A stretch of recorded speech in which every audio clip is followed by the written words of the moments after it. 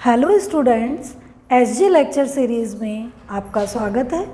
आज मैं BSc 5th semester में आपको ट्रांसपायरेशंस को जो फैक्टर्स अफेक्ट करते हैं उनके बारे में बताऊंगी।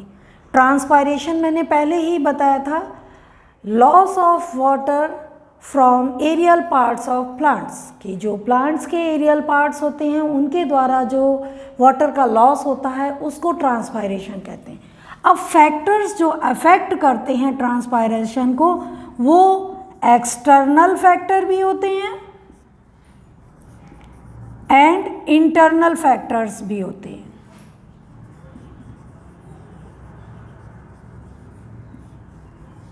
जो कि अफेक्ट करते हैं। ओके, अब बात करते हैं हम एक्सटर्नल फैक्टर्स की। तो सबसे पहले आता है टेम्परेचर, तापमान।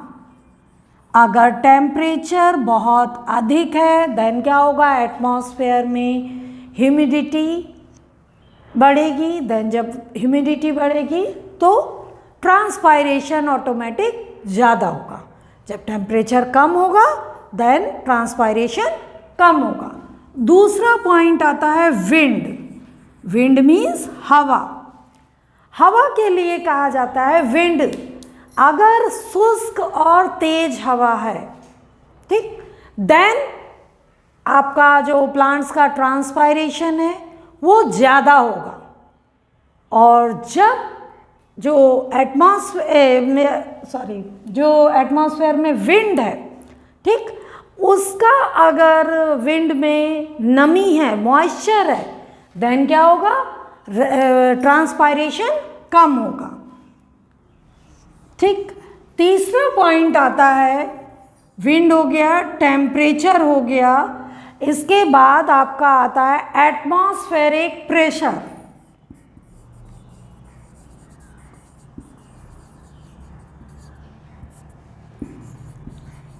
एटमॉस्फेरिक प्रेशर से क्या होता है, एटमॉस्फेयर में जो घनत्व है एयर का वो बढ़ जाता है, और जब वो बढ़ता है देन ट्रांसपायरेशन की रेट बढ़ जाती है।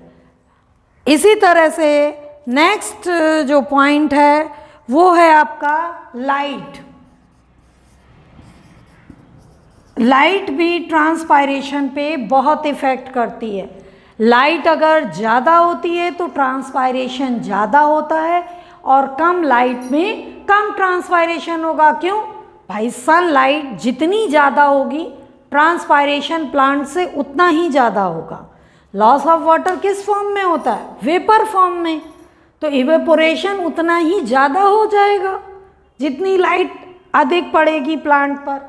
इसके बाद नेक्स्ट पॉइंट आता है आपका एटमॉस्फेरिक ह्यूमिडिटी।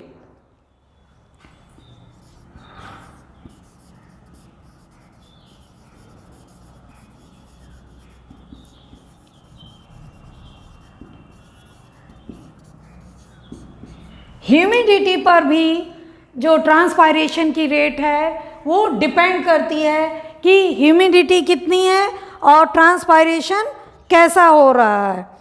क्योंकि अगर इंटरसेलुलर स्पेसेस जो लीफ की होती हैं उनमें अधिक ह्यूमिडिटी होगी तो क्या होगा, जब अधिक ह्यूमिडिटी होगी देन ट्रांसपायरेशन भी अधिक होगा। उसी जगह अगर ह्यूमिडिटी कम होगी देन ट्रांसपायरेशन भी कम होगा। और नेक्स्ट पॉइंट आपका आता है सॉइल वाटर।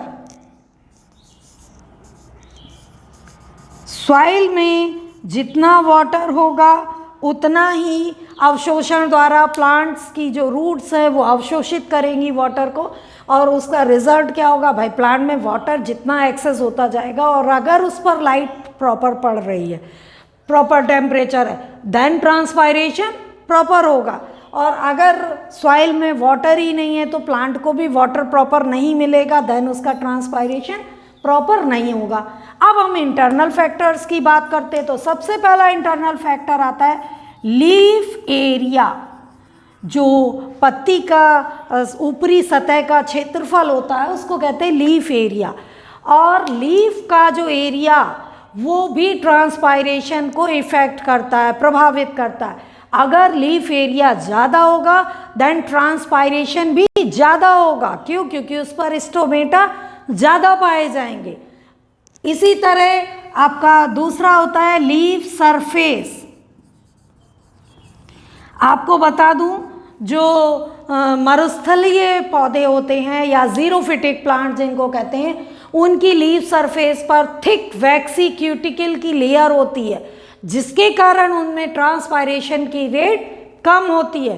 क्योंकि भाई उनके जो स्टोमेटा हैं उनके ऊपर भी गार्ड सेल्स के ऊपर जो क्यूटिकल की लेयर पाई जाती है, जिसके कारण जो वाटर का इवेपोरेशन है वो कम हो पाता है और वो थिक लेयर होती। यही कारण है कि जो जीरोफिटिक प्लांट्स हैं उनमें ट्रांसपायरेशन जब कम होता है तो वो काफ़ी दिनों तक पानी को अपने बीच अंदर लीव्स में समाहित करे रहते हैं और वो प्लांट्स लॉन्ग लाइफ जीते हैं। ठीक, तो इस तरह से मैंने फैक्टर्स बताए जो कि ट्रांसपायरेशन को प्रभावित कर रहे हैं।